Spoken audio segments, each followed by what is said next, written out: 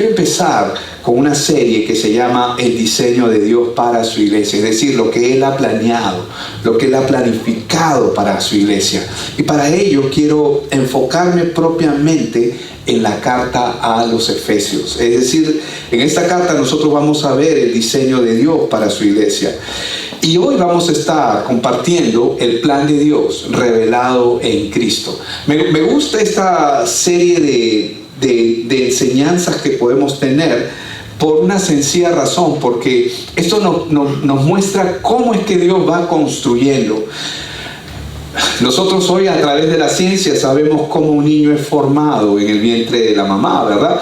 Nosotros sabemos cómo un niño, ahí hay un par de mellizos que ya están a punto de salir, pero sabemos que por la ciencia sabemos, ¿no? Pero antes de que tuviéramos toda esa ciencia no conocíamos. De la misma manera, cuando nosotros vemos cómo Dios quiere construir y cómo construye su iglesia, todo está plasmado de una manera muy orgánica, de una manera muy visual, muy clara en las Escrituras. Y es nuestro deseo de que usted pueda crecer en ello. Así que vamos a leer Efesios capítulo 1, del versículo 1 en el 14. Y lo que usted ve ahí es cómo el libro de Efesios es compartido en todas las iglesias del Asia Menor, es decir, en ese lugar, en Éfeso, que es ese lugar que usted está viendo ahí, ¿no? Vamos a leer, y si usted quiere puede acompañarme en la lectura en voz alta.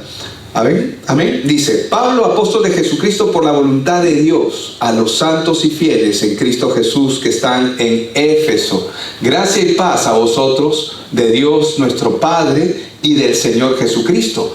Bendito sea el Dios y Padre de nuestro Señor Jesucristo, que nos bendijo con toda bendición espiritual en los lugares celestiales, según nos escogió en Él antes de la fundación del mundo, para que fuésemos santos y sin mancha delante de Él, en amor, habiéndonos predestinado para ser adoptados hijos suyos por medio de Jesucristo, según el puro afecto de su voluntad, para alabanza de la gloria de su gracia, con la cual nos hizo aceptos en el amado, en quien tenemos, dice, en quien tenemos redención por su sangre, el perdón de pecados, según las riquezas de su gracia, que hizo sobreabundar para con nosotros en toda sabiduría e inteligencia, dándonos a conocer el misterio de su voluntad según su beneplácito, el cual se había propuesto en sí mismo de reunir todas las cosas en Cristo en la dispensación del cumplimiento de los tiempos, así las que están en los cielos como las que están en la tierra.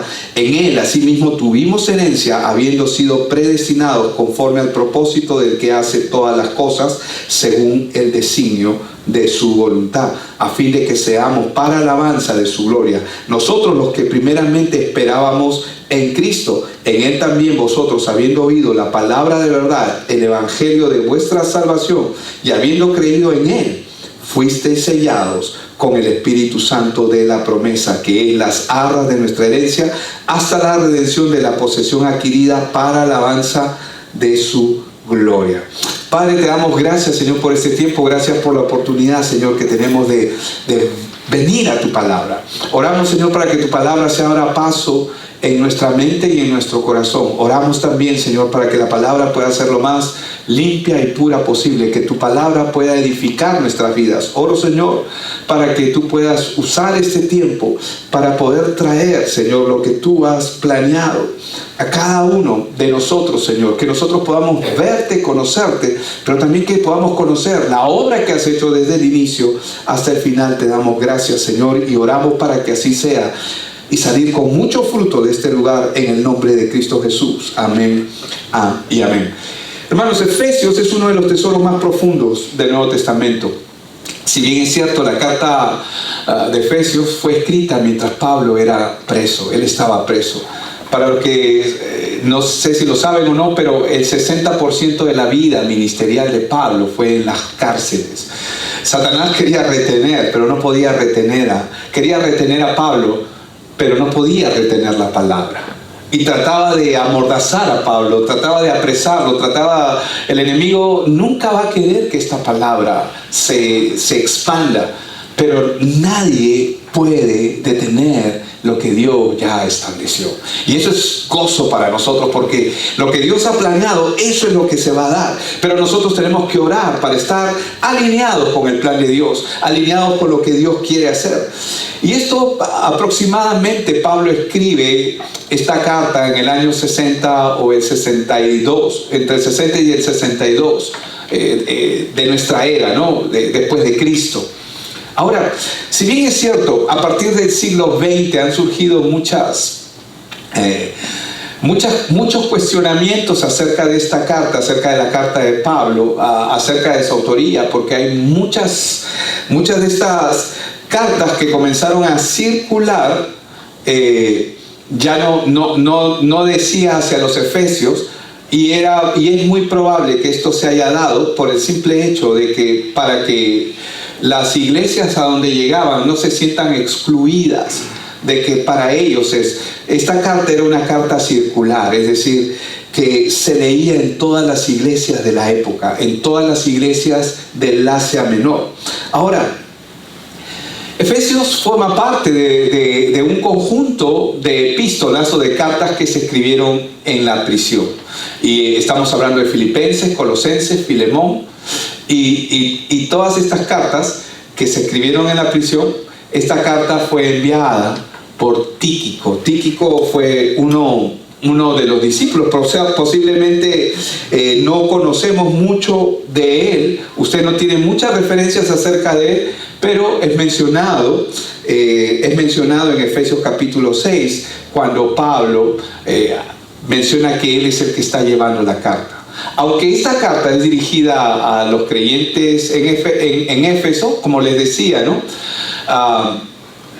Algunos manuscritos antiguos no contienen la referencia al nombre de la ciudad. Esto sugiere que la carta fue hecha justamente como una circular, es decir, para que llegue a todas las iglesias del Asia Menor. Ahora, Éfeso era un lugar estratégico, porque estaba en medio del Asia, era la provincia oficial del Asia Menor, una provincia de Roma. Y este lugar, Éfeso, era conocido, y más adelante vamos a ver esto, probablemente no en este mensaje, pero Éfeso era conocido por el templo de Diana y de Artemisa. Diana y Artemisa va a cobrar sentido cuando ustedes entiendan quién es Diana y quién es Artemisa, porque ella era adorada por los efesios. En el siglo III, en el año 315, cuando Constantino, en su deseo de querer establecer un solo imperio, en el Imperio Romano, se le ocurre la grandiosa idea de poder formar una sola religión, porque él se dio cuenta que la única manera de tener un imperio unido, se dio cuenta que todos tenían el factor religioso como algo muy preponderante dentro de su cultura. Entonces, a partir de él es que nace la Iglesia Católica, y a partir de él es de donde nace, estoy hablando de Constantino, en el año 315, de donde nace Diana. Hasta antes del 315, Jesús era adorado como el Señor. Pero si usted mira una imagen de Artemisa o de Diana, usted va a ver una mujer que está en esta forma. La idea que se le ocurre a este hombre, a Constantino, es poner a Jesús no como el Señor, porque él decía, ¿cómo puedo unir a este grupo con este otro grupo? Porque los cristianos adoran a Jesús, y gran parte del Imperio Romano había sido evangelizado. Entonces él necesitaba quitar o fusionar a Diana con Cristo, y a partir de ese momento él dice que Diana es María, y pone al niño, o a Cristo como niño, en los brazos de él, y a partir de ese momento aparece recién el culto a María.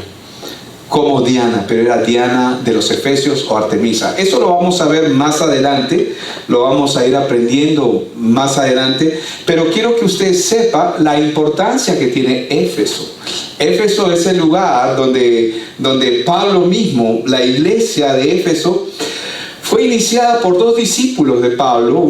Ellos fueron Priscila y Aquila. Aproximadamente, usted quiere saber acerca de ellos, los puedes encontrar en Hechos capítulo 18. Te animo a que lo hagas. Pero es consolidada por Pablo, porque Pablo se queda en Éfeso por 3 años con el deseo de que la iglesia avance, que la iglesia prospere. Posteriormente envía a Timoteo, y Timoteo ya se queda allí pastoreando por un tiempo, ¿no? Pero conocemos acerca de este evento porque Timoteo es enviado por Pablo a combatir justamente todos los falsos maestros y las herejías que se estaban levantando en ese lugar. Décadas más tarde, cuando Juan escribe Apocalipsis, que en inglés es Revelation, ¿no? El libro de las revelaciones o el libro de Apocalipsis, vamos a ver más adelante en Apocalipsis cuando Dios menciona la iglesia de Éfeso, y es conocida la iglesia de Éfeso por haber dejado su primer amor, y esto lo vamos a ir comprendiendo. Ahora, Efesios, hermanos, es la revelación del plan eterno de Dios para su iglesia. ¿Por qué? Porque ha sido escogida en Cristo, está unida en un solo cuerpo y está llamada. Di conmigo, llamados. Otra vez, llamados. Hermanos, estamos llamados a vivir en una unidad y en una madurez espiritual. Y la única manera de vivir en una unidad espiritual y en un crecimiento espiritual es a través de la santidad. Pero no se ponga nervioso, porque cuando escuchamos esta palabra santidad, es como que lo vemos muy lejano, lo vemos muy apartado de nosotros. Pero la santidad no es otra cosa que día a día cada uno de nosotros estamos siendo conformados a la imagen de Cristo. La santidad no es otra cosa que la conformación de la imagen de Cristo por medio de su palabra, la Biblia, y por medio del Espíritu Santo trabajando en nosotros. Amén. Así que vamos a empezar con el punto número 1 de esta serie: elegidos en Cristo para ser santos. Es así como Dios nos llamó y es así como Dios nos ha elegido. Él nos ha elegido para ser santos. Vamos a ver rápidamente. Pablo dice: apóstol de Jesucristo por voluntad de Dios, a los santos y fieles en Cristo Jesús en Éfeso, gracia y paz a vosotros de Dios nuestro Padre y del Señor Jesucristo. Bendito sea el Dios y Padre de nuestro Señor Jesucristo, que nos bendijo con toda bendición espiritual. ¿En dónde? ¿En dónde nos bendijo? Léalo. ¿En dónde nos bendijo? No me está siguiendo, ¿verdad? Bendito sea el Dios y Padre de nuestro Señor Jesucristo, que nos bendijo con toda bendición espiritual. ¿En dónde? En los lugares celestiales. Oye, pero yo estoy aquí en la tierra, pero ella me bendijo en los lugares celestiales. ¿Cómo es posible? Porque el tiempo es por causa del hombre. El tiempo es por causa del hombre. Nosotros ya, ante los ojos de Dios, Él ya conoce quiénes son sus hijos. Él ya sabe dónde estamos. Él ya nos glorificó, como lo dice acá. Y acá nos está hablando que nos ha bendecido ya con toda bendición en los lugares celestiales en Cristo. Esa es nuestra posición. Según dice, nos escogió en Él. ¿Cuándo nos escogió? ¿Ayer? ¿Hace 10 años? ¿Hace 20 años? ¿Hace 50 años? ¿Cuándo nos escogió? Antes de la fundación ¿de qué? Del mundo. Es decir, antes que haya ocurrido lo que hoy nosotros conocemos, o de abrir nuestros ojos y ver este mundo tal y como es, Él ya nos había escogido. Él ya nos había escogido antes de la fundación del mundo. ¿Para qué? Para que fuésemos hechos santos. La palabra santo significa apartado. Así como la palabra muerte significa separación, la palabra santificación, la palabra santo, es cuando tú eres apartado para el Señor. Cuando tú tienes algo que es para el Señor. Tú eres para el Señor. Tú eres del Señor. Y Él nos escogió antes de la fundación del mundo para que fuésemos santos y sin mancha delante de Él. ¿Cómo es que yo no tengo ninguna mancha? No es porque Billy no tenga manchas. Yo estoy recontra manchado. pero estoy limpio al mismo tiempo, no por algo que yo haya hecho, sino por la obra de Cristo sobre mi vida. Dios me ve limpio porque me ve por medio de Cristo Jesús. Amén. En amor dice, habiéndonos predestinado, ¿para qué? Para ser adoptados hijos suyos. ¿Por medio de quién? De Jesucristo, según el puro afecto de su voluntad, porque a Él le plació. Hermano, no es que Él haya visto algo especial en mí, ni Él ha visto algo especial en ti. Él te ama porque te ama.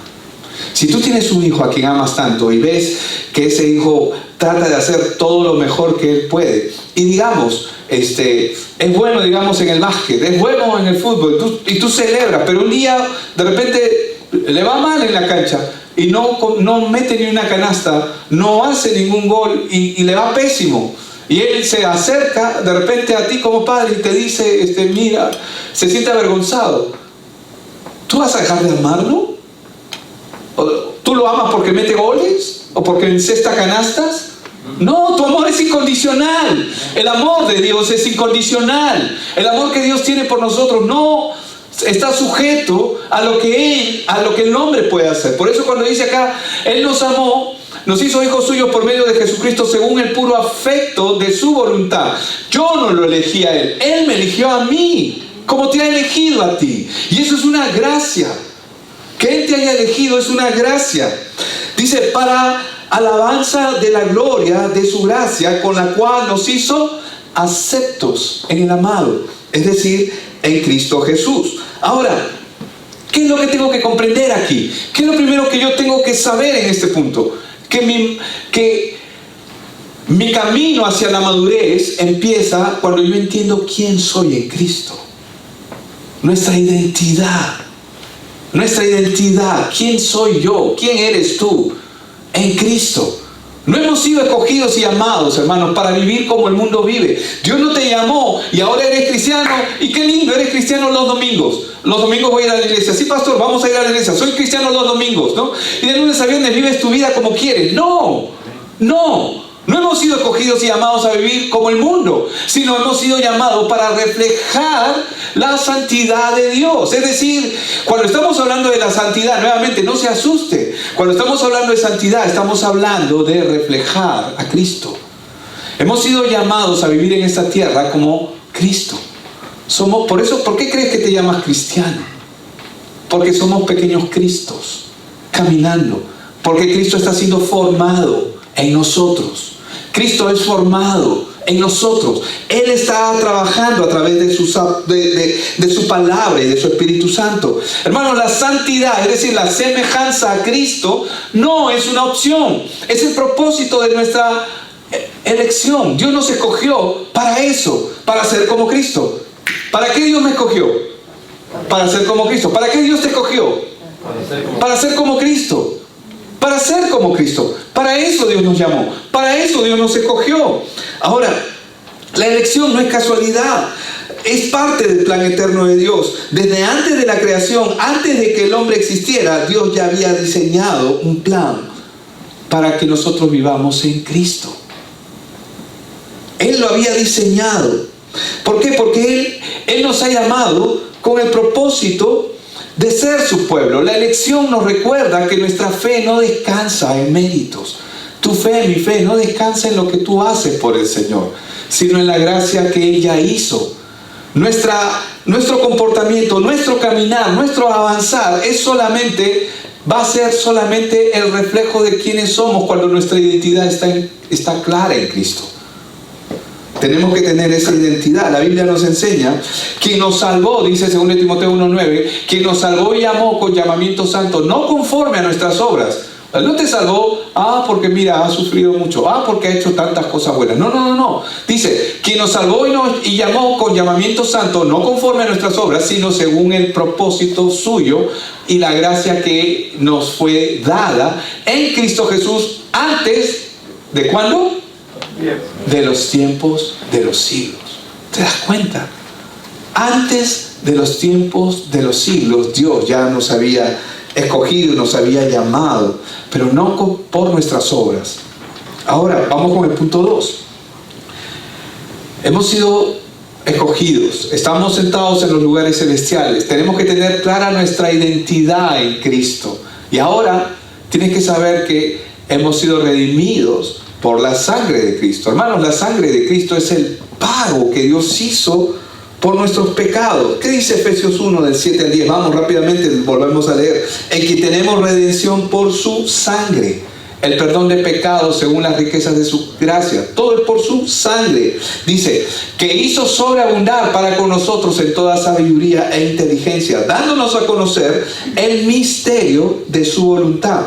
¿Cuál es ese misterio? El Evangelio. ¿Cuál es ese misterio? El Evangelio. ¿Cuál es ese misterio? ¿Cuál es ese misterio? El Evangelio. El Evangelio es ese misterio que Dios tenía reservado. ¿Para qué? Para salvar a sus hijos. Por eso es que cada vez que empezamos este servicio, ¿cómo empezamos? Con Evangelio. Porque el Evangelio tiene el poder de levantar, de despertar a los hijos, de atraer a los hijos hacia Él. Eso es lo que hace el Evangelio. El Evangelio nos atrae hacia Él. Es como si yo pasara un imán. Si yo paso un imán y acá hay plástico, hojas, papeles y hay metal, ¿qué es lo que va a atraer el imán? Lo metálico, porque es imán. El Evangelio atrae a los hijos de Dios. El Evangelio tiene el poder de despertar a los hijos de Dios. Por eso es que el Evangelio debe y tiene que ser predicado todo el tiempo. Dándonos a conocer el misterio de su voluntad según su beneplácito, el cual se había propuesto, dice en sí mismo, de reunir todas las cosas en Cristo, en la dispensación del cumplimiento de los tiempos, así las que están en los cielos como las que están en la tierra. ¿Qué es esto de reunir todas las cosas en Cristo? Hermanos, el Evangelio es exclusivo. Acá no hay salvación por obras, es salvación por fe.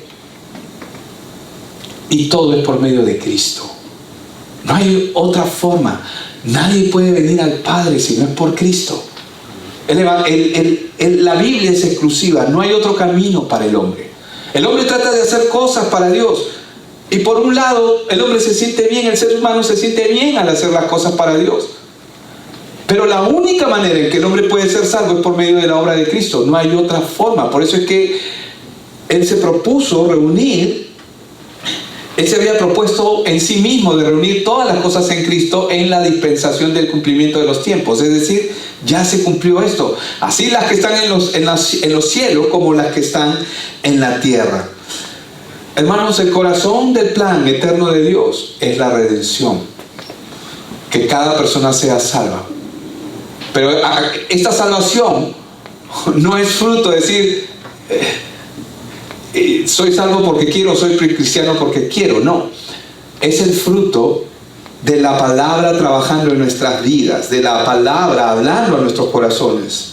En la cruz Cristo pagó el precio que nos ataba como esclavos. Pero la redención no es solamente un concepto legal, es la liberación real que nos saca de las tinieblas y nos introduce al reino de Dios. Lo que Cristo hizo fue extraordinario. Lo que Cristo hizo fue extraordinario. Él nos sacó de las tinieblas. Pero estamos en un mundo caído. Quiero que entienda esto. Estamos en un mundo. El mundo en el que vivimos es un mundo caído. Es un mundo que está separado de Dios. Y vivimos en tinieblas porque el hombre sin Dios no tiene la capacidad de ver su propia condición y mucho menos su propio mundo.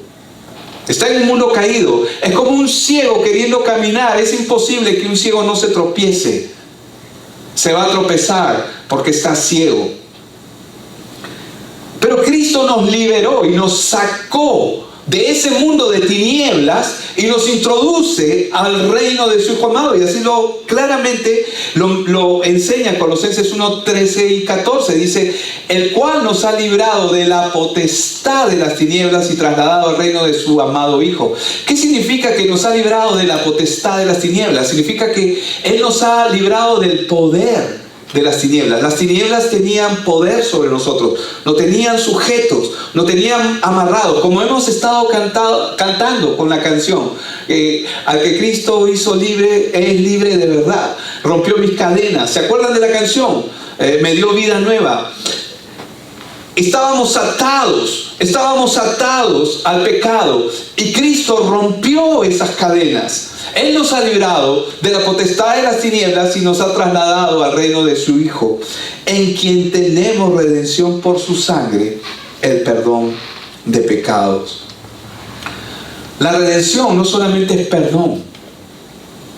Somos llamados a vivir como Él nos ha llamado a vivir. Y para eso Él va a iniciar una restauración. Ni conmigo, restauración.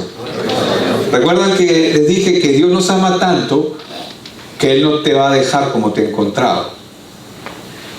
¿Cuántos saben que necesitamos ser restaurados? Amén. Necesitamos cambiar nuestra manera de pensar. Porque nosotros venimos con una manera de pensar conforme a este mundo. Pero cuando venimos a Cristo necesitamos cambiar esa manera de pensar. Y la única manera en que podemos cambiar esa manera de pensar es a través de la escritura bíblica.